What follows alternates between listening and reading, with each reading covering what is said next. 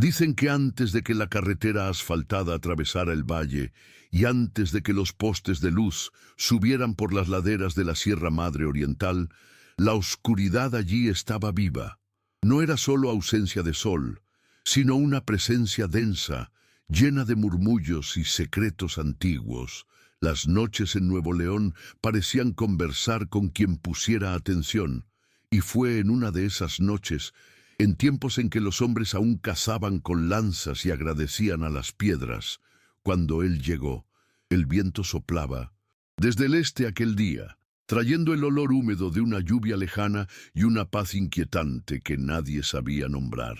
La aldea, a orillas del río Pesquería, era pequeña, de chozas bajas, rodeada de piedras talladas y miradas recelosas. Fue allí, en medio de un atardecer color barro, que lo vieron por primera vez. Con túnica clara, sin sandalias, con el rostro sereno como agua estancada y los ojos encendidos como un cielo antes de la tormenta. No hablaba como ellos. Sus palabras tenían un ritmo extraño, pausado, pero cada sílaba parecía llegar antes que el viento, como si los oídos comprendieran incluso sin querer.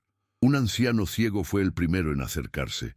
Tocó el rostro del forastero con manos temblorosas y al posar la palma en su frente, sonrió, como quien ha encontrado algo que buscaba desde antes de nacer. El pueblo lo llamó loco, pero a la mañana siguiente el anciano veía. Recuperó la vista sin dolor, sin esfuerzo, como quien despierta de un sueño profundo.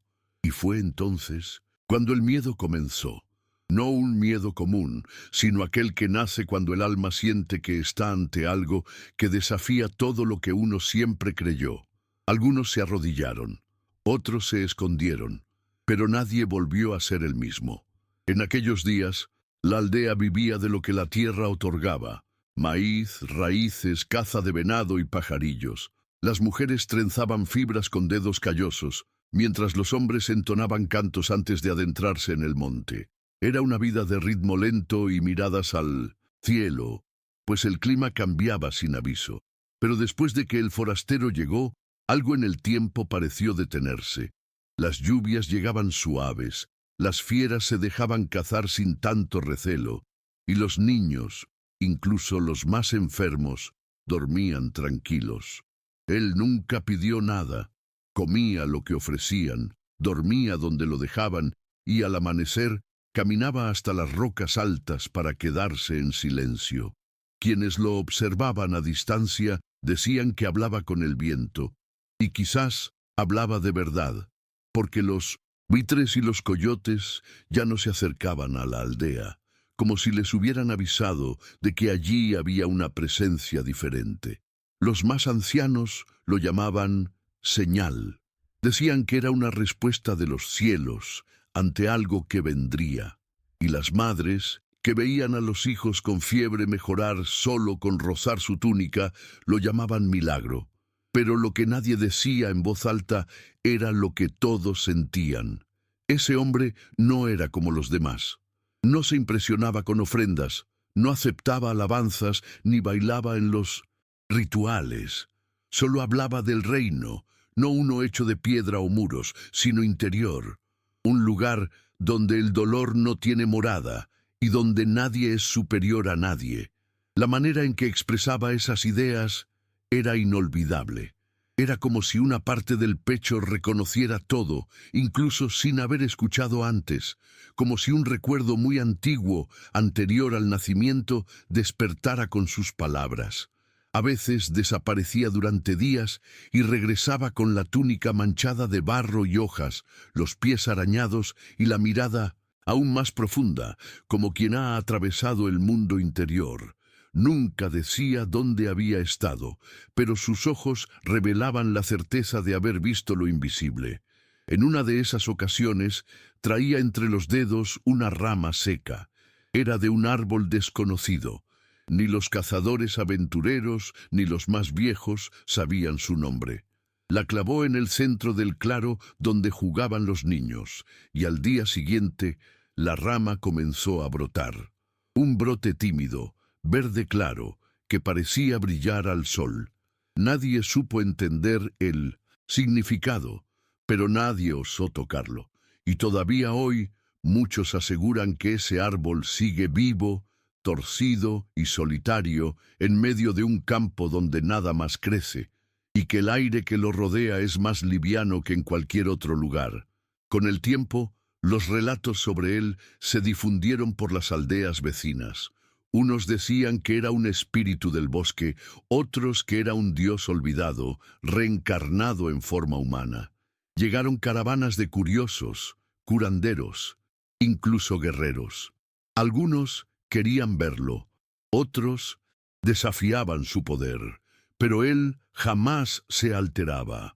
Miraba a todos con el mismo respeto y la misma tristeza apacible de quien sabe que el mundo siempre corre demasiado para entender lo esencial. Cuando le preguntaban de dónde venía, solo respondía, de donde el corazón habla antes que la boca. Y eso era todo. Lo que nadie notaba es que poco a poco su presencia transformaba el lugar. Las disputas disminuyeron, las peleas por territorio cesaron. La gente comenzó a reunirse junto al fuego sin miedo, y un sentimiento nuevo, que nadie sabía nombrar, empezó a nacer allí, algo entre reverencia y amor. La cueva de Boca de Potrerillos, antes evitada por los extraños sonidos que resonaban en las noches ventosas, se convirtió en su refugio. Iba allí todas las tardes, solo, llevando una pequeña cesta de frutas que a veces ni probaba. Pasaba horas inmóvil frente a las rocas, dibujando símbolos en la tierra con el dedo, como si escribiera algo que solo el tiempo entendería. Un niño pequeño, demasiado curioso para obedecer a sus padres, lo siguió un día y lo espió desde lejos. Contó que vio al forastero llorando frente a una de las paredes. Lloraba sin sollozos, con los hombros temblando y las manos juntas, como pidiendo perdón por algo que aún no sucedía. Cuando el niño lo contó, nadie creyó. Pero quienes se atrevieron a visitar la cueva después, juraron que, al anochecer, una de las figuras rupestres, la del hombre con los brazos abiertos, parecía moverse levemente, como si respirara. Los niños lo seguían como si fuera parte del viento, no por imposición ni promesa de regalos, sino porque él sabía escuchar. Se sentaba con ellos a la orilla de las piedras y oía sin prisa, incluso si hablaban tonterías, miedos de bestias o sueños extraños. Una vez, una niña muda empezó a balbucear sonidos a su lado.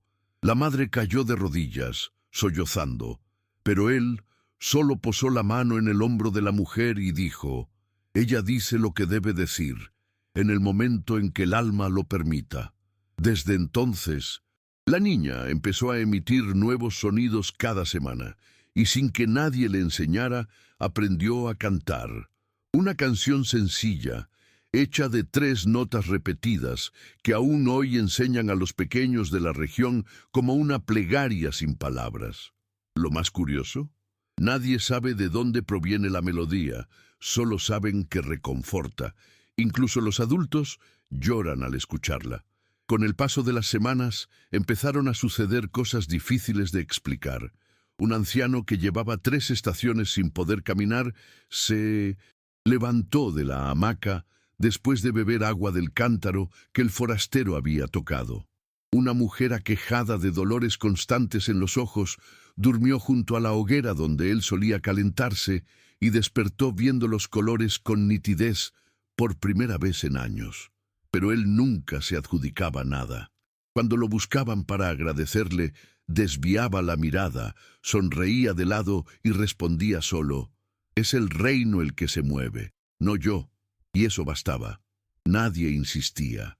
La gente empezó a percibir que había algo en ese hombre mucho más grande que su apariencia, más poderoso incluso que sus actos. Era como si fuera un pasadizo, un puente entre lo visible y lo intangible, una herida abierta en el tiempo por donde lo sagrado fluía despacio, uno de los momentos más impactantes y de los que hasta hoy hablan los descendientes de aquellos primeros testigos. Ocurrió una tarde en que el cielo se oscureció sin aviso. Nubes pesadas, como de tormenta, cubrieron el sol en pleno verano, y el viento que descendía por los cañones de Huasteca traía un sonido parecido a un lamento. Muchos se refugiaron en sus chozas, esperando un aguacero, pero él permaneció afuera, de pie, entre dos árboles erguidos como si fueran cruces. Miraba al cielo como quien escucha algo muy antiguo siendo pronunciado.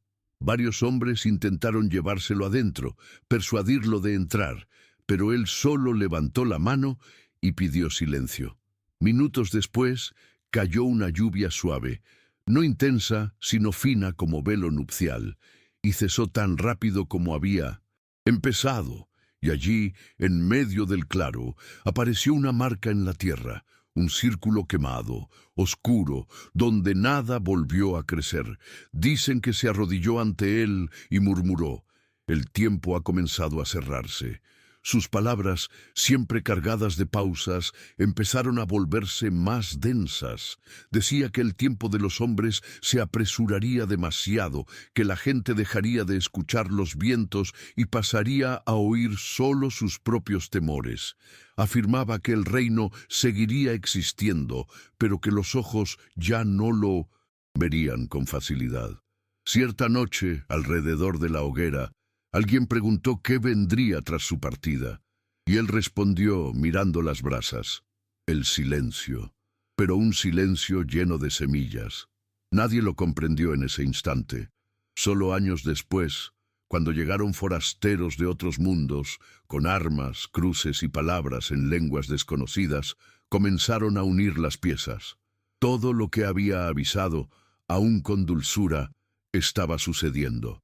Los ríos comenzaron a secarse, la tierra perdió su olor, y los nombres que antes se cantaban en oraciones se convirtieron en palabras olvidadas en libros sin tapa. Y entonces, un día, simplemente desapareció. Nadie lo vio partir, ni huellas ni despedidas. Solo se desvaneció.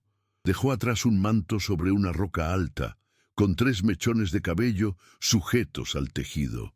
Una de las mujeres de la aldea lo halló y, en lugar de guardarlo, enterró la prenda cerca de la base del árbol que él mismo había plantado. Dijo que aquello no era reliquia, sino raíz, y que debía volver a la tierra. Desde entonces hay quienes aseguran que en las noches de cielo claro, cuando los vientos cruzan Chipinque en línea recta, se puede oír una voz suave, como la suya, susurrando algo que nadie alcanza a entender, pero que alivia el pecho de quien lo escucha, como si él aún estuviera allí, hablando con el cielo, y el cielo respondiera, en silencio, como siempre. Hoy, si visitas los alrededores de Potrerillos, encontrarás gente que se ríe de la historia. Dicen que es leyenda, invención de viejos con demasiado tiempo y poca memoria, pero quienes viven allí desde hace generaciones saben diferenciar lo inventado de lo vivido. Hay un señor llamado Don Emiliano, de más de 80 años y manos llenas de tierra, que jura haber oído de boca de su propio abuelo cómo olía el forastero, una mezcla de lluvia, ceniza y flor de agave. Y siempre repite lo mismo cuando alguien lo desafía: no necesitas creerlo todo, pero no te burles de lo que tu alma aún no entiende. Y al decirlo, mira al cielo como quien espera una señal, o recuerda una que nunca olvidó. Muchos rituales antiguos han desaparecido. Los cantos dejaron de entonarse en noches de luna llena. Los círculos de piedra fueron retirados para dar paso a cercas y huertos, pero algunas cosas resistieron. Una de ellas es la historia de la niña muda que cantaba. Aún hoy, en la aldea de García, cada niño aprende la melodía de esas 3 notas que ella entonaba. Se enseña como canción de cuna, pero los mayores saben que es algo más. Dicen que en días de tristeza, cantar esa melodía en voz baja mirando la montaña es como abrir una grieta en el tiempo, y que por esa grieta entra una paz inexplicable. Quien la siente, entiende. Quien duda, solo tiene que probar. Las cuevas donde él meditaba fueron exploradas por arqueólogos años después. Llevaron equipos, luces, hombres con libretas. Realizaron excavaciones, mediciones y recogieron pigmentos de las pinturas en las paredes. Publicaron algunos artículos, pero omitieron otros. Uno de los investigadores, un tal Morales, nunca se volvió a ver tras aquella expedición. Dicen que enloqueció y se internó solo en la sierra, afirmando haber visto los ojos del tiempo brillando en la piedra. Nada de eso salió en los periódicos, pero existen fotografías, en blanco y negro, mal enfocadas, con sombras extrañas en las paredes y la silueta de un hombre con los brazos abiertos en un ángulo imposible. Nadie lo explica, nadie lo menciona, pero todos en la región conocen a alguien que conoce a alguien que lo vio. Hoy en día hay quienes van allí por simple curiosidad, influencers, místicos, buscadores de señales, pero la mayoría regresa sin sentir nada. Tal vez porque el tipo de fe que él dejó no se mide con cámaras ni se prueba con números. Es una fe humilde, arraigada, hecha de recuerdo y presencia invisible. A veces cuentan que una señora aparece vendiendo frutas cerca de la entrada del sendero. Tiene ojos grisáceos, habla en voz baja y sonríe como quien conoce algo que no menciona. Cuando le preguntan si es verdad la historia del hombre que hablaba con el cielo, ella solo responde: «Tú aún escuchas al cielo, porque él no dejó de hablar».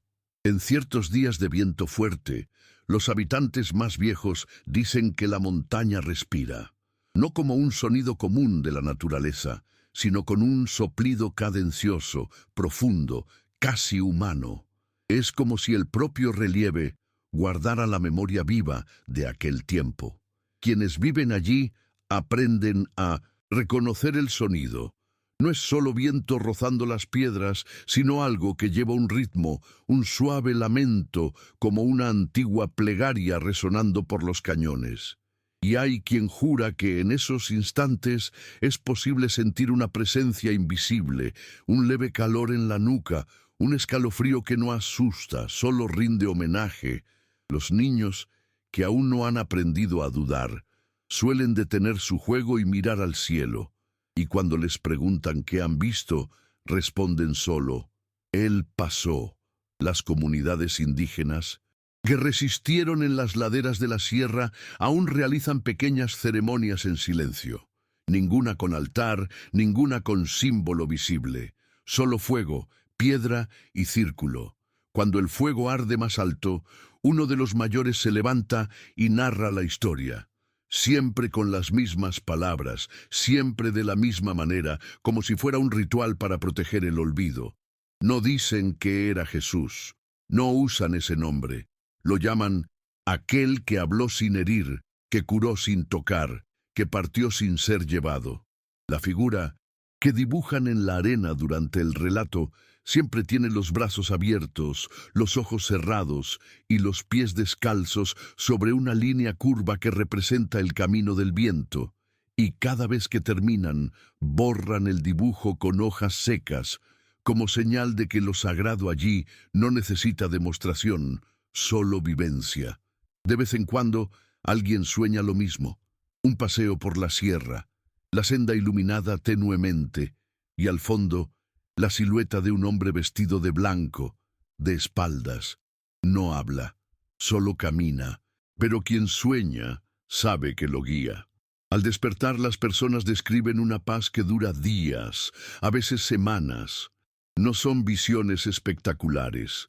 No hay milagros estruendosos. Hay una especie de realineamiento, como si algo volviera a su lugar. Un mecánico contó que, después de soñar con él, abandonó una vida de deudas y rabia para abrir un pequeño taller de bicicletas. Dijo que nunca volvió a gritar con nadie, que ahora hasta escucha el silencio de los neumáticos. Historias así se volvieron comunes.